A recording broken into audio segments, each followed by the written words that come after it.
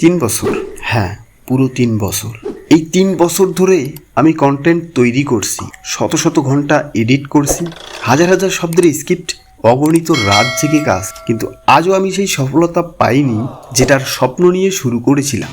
অনেকেই বলেছে তুই পারবি না, তোর দ্বারা হবে না, শুধু শুধু সময় নষ্ট করিস না, চাকরি কর, এসব দিয়ে কিচ্ছু হবে না। কিন্তু আপনি জানেন আমি এখনো থামিনি। আজ আমি আমার জীবনের গল্প বলবো, যেটা হয়তো হাজারো ছোট্ট কন্টেন্ট ক্রিয়েটরের জন্য। শুরুটা কেমন ছিল? যেদিন আমি প্রথম ভিডিও আপলোড করেছিলাম মনে হয়েছিল কয়েক মাস পরেই হয়তো সফল হয়ে যাব। ইউটিউবে বড় বড় ক্রিয়েটারদের দেখতাম, ভাবতাম আমিও একদিন পারবো। স্বপ্ন ছিল লাখো মানুষের কাছে পৌঁছানো, কিন্তু বাস্তবতা ছিল সম্পূর্ণটা ভিন্ন। প্রথম ভিডিও ছাড়ার পর ভিউ 10টা, দ্বিতীয় ভিডিওতে আরও কম 5টা। কখনো কখনো নিজের ভিডিও নিজেই বারবার দেখে ভিউ বাড়িয়েছি। ব্যর্থতার বছরগুলো, মাস গেল, বছর গেল, কিন্তু রেজাল্ট এলো না। একটা ভিডিও বানাতে 10 ঘন্টা সময় লাগতো, আর সেই ভিডিও দেখতো মাত্র 10 জন 20 জন। অনেক সময় মনে হয়েছে সব ছেড়ে দিই, কারণ আপনি যখন অনেক পরিশ্রম করবেন কিন্তু ফল পাবেন না, তখন নিজের উপর বিশ্বাস ধরে রাখা সবচেয়ে কঠিন কাজ। মানুষের কথা সবচেয়ে বেশি কষ্ট দিয়েছে ভিউ না পাওয়ায় নয়, কষ্ট দিয়েছে মানুষের কথা। কেউ বলেছে ওইসব করে কি লাভ, কেউ বলেছে তুই কখনো সফল হতে পারবি না। কিন্তু একটা জিনিস বুঝেছিলাম, মানুষ সফলতার গল্প দেখে, সংগ্রামের গল্প দেখে না। কেন এখনো থামিনি?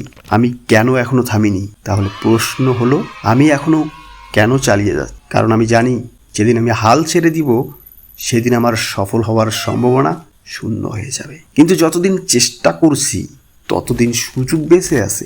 আজ 100 ভিউ, সমস্যা নাই। আগামীকাল 1000 হতেই পারে।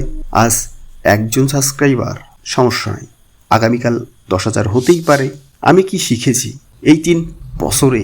আমি 3টি বড় শিক্ষা পেয়েছি। নাম্বার 1, সফলতা সময় নেয়। নাম্বার 2, ধারাবাহিকতা প্রতিভার চেয়েও শক্তিশালী।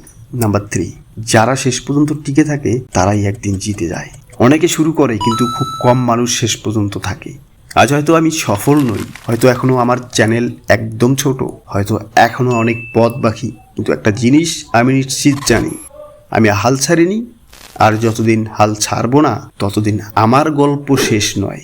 যদি আপনিও কোনো স্বপ্নের জন্য লড়াই করে থাকেন তাহলে মনে রাখবেন, ধীরে ধীরে এগানো ব্যর্থতা নয়, থেমে যাওয়াই আসল ব্যর্থতা। একদিন হয়তো আমরা দুজনেই ফিরে তাকিয়ে বলবো ভালোই হয়েছিল, হাল ছাড়িনি।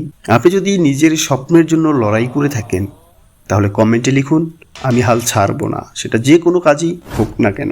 আর ভিডিওটি ভালো লাগলে লাইক তো অবশ্যই করবেন, শেয়ার করতে ভুলবেন না, এবং আমাদের বাস্তব জীবনের গল্প শুনে অন্তত পক্ষে সাবস্ক্রাইব করতে ভুলবেন। আমি আবারও ফিরবো নতুন গল্প নিয়ে। ততদিন পর্যন্ত স্বপ্ন দেখে যান, কাজ